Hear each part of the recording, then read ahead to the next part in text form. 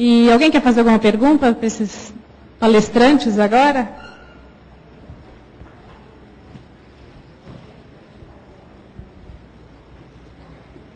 Vou levar o microfone ali. Seu nome, da onde? Tá.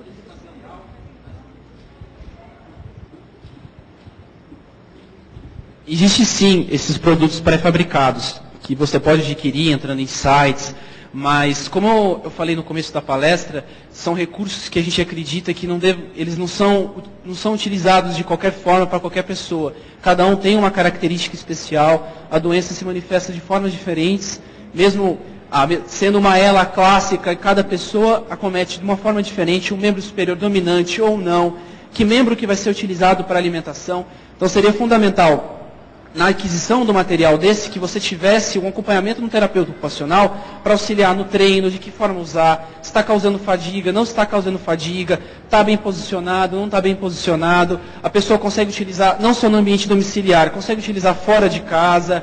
Então o terapeuta ocupacional consegue abranger melhor o uso da adaptação.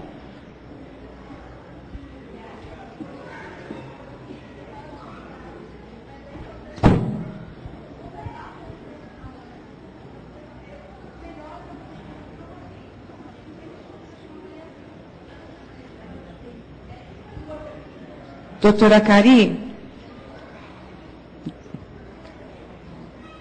Doutora Cari, só não queria responder mais algumas perguntas aqui, que ficaram algumas sem resposta.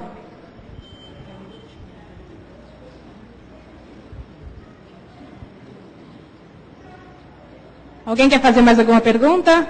Doutora Cari?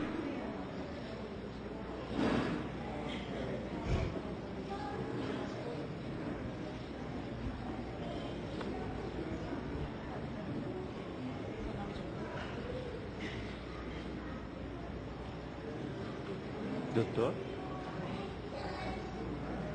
Eu sou o Ari.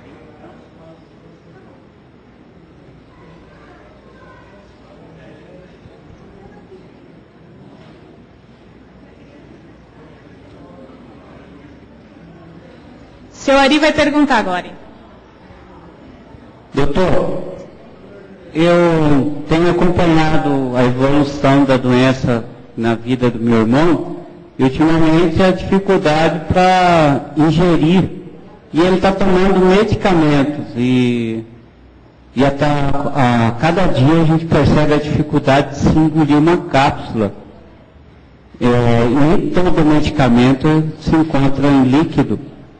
Tem alguma sugestão nesse sentido?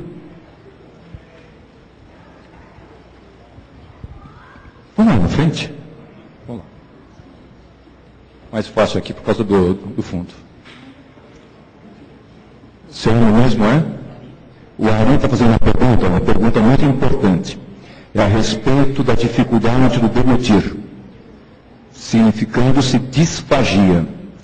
E o engraçado é que na esclerose lateral amiotrófica, nós temos uma maior dificuldade para engolir líquidos do que sólidos. É interessante esse aspecto. Aí quando as pessoas falam, eu não consigo deglutir uma cápsula, então eu vou para o líquido. Eventualmente é mais difícil o líquido do que a própria cápsula existente. Por isso que há a necessidade, desde a fase inicial do diagnóstico, uma orientação nutricional e fonoaudiológica. Fonoaudiológica já para ensinar mecanismos de deglutição com segurança, evitando-se que substâncias elas entrem dentro da árvore brônquica, daí aspiração e pneumonia. O fonoaudiólogo ensinando isso. E o nutricionista para fazer uma orientação para que a dieta seja a mais adequada possível, para que a pessoa não se desnutra. E nós verificamos um detalhe muito interessante. O medicamento, o riluzol, ele aumenta a sobrevida. A nutrição adequada por si só aumenta a sobrevida. Uma alimentação não adequada por si só, ela acelera a doença. Portanto, o aspecto nutricional, para mim, é mais importante do que o riluzol. Muito mais importante. Então tem que ter uma orientação fonoaudiológica para esse aspecto nutricional. E aí vem uma seguinte condição. Se eu estou com dificuldade para engolir, então eu vou colocar uma sonda, que é a gastrostomia endoscópica. E ela é necessária. Mas qual é o melhor momento para se colocar essa sonda? Não é quando a pessoa necessita. É antes da necessidade. Aí tem que ter a perspicácia, a sensibilidade para se fazer a colocação dela. Não é quando a pessoa está necessitando já. Porque quando ela está necessitando, ela já perdeu massa magra. Massa magra é músculo, proteína. E proteína tem uma importância enorme no processo de proteção celular. Então, a gastrostomia, ela é protetora desde que ela seja feita antes da necessidade. Ela não é tratamento quando a pessoa está necessitando ou quando passa da necessidade. Por isso que precisa de ter uma orientação bem próxima dessa fase. Tá bem? Então tá, obrigado, viu? Por gentileza, porque como nós temos pessoas na internet, é sempre importante a pessoa se identificar, contar qual que é a relação dela em relação a ela e o nosso momento. Boa tarde. Doutor Gari, quando o paciente se recusa a colocar a gastro?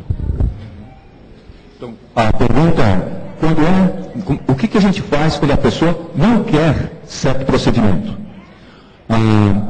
De acordo com o nosso código de ética, de acordo com o nosso comportamento moral, pela lei, desde o nascimento, a autonomia.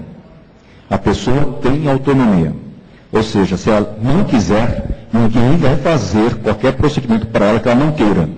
Isso é de gastrostomia, isso é de ventilação, é de traqueostomia e outras coisas mais que sejam indicadas. Ou seja, a pessoa tem autonomia para isso.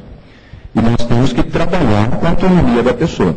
Qual que é a obrigação do profissional da área da saúde? Do médico, do fisioterapeuta, do terapeuta ocupacional, fonoaudiólogo, psicólogo, assistente social? É orientar, informar e passar as informações baseadas em evidência.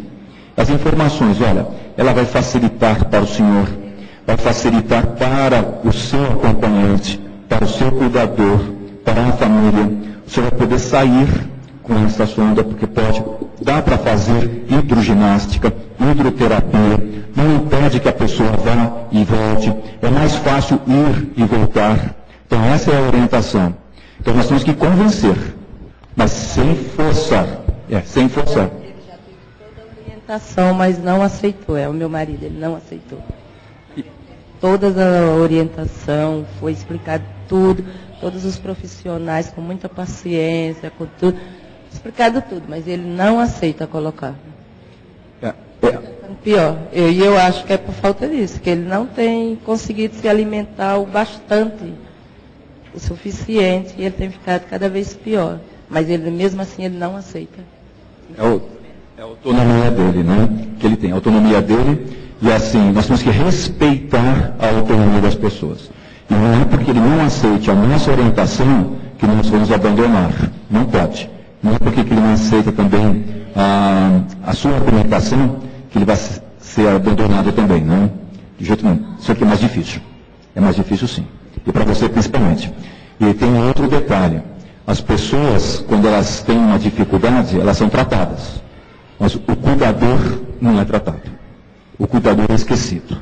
Completamente esquecido. Ele é esquecido pela família. Veja a Carla contando a história da mãe dela, aquela moça. Esse cuidador é esquecido pela sociedade também. E tem a sua vida interrompida naquele período. Então nós não podemos nos esquecer também da autonomia do cuidador. Então, assim como você. Só que infelizmente nós não temos muito tempo, né? Para isso. E o cuidador fica com toda a responsabilidade nas costas. Se der tudo certo, sabia que dava certo. Se deu errado, eu não falei, eu não disse, ele é cabeçuda, não é assim? Tinha mais duas pessoas que iam fazer perguntas, vocês já fizeram?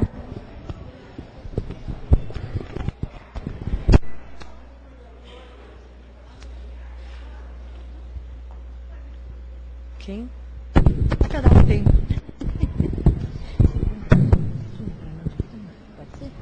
tiver mais perguntas. Então, Tem algum sorteio? não tem.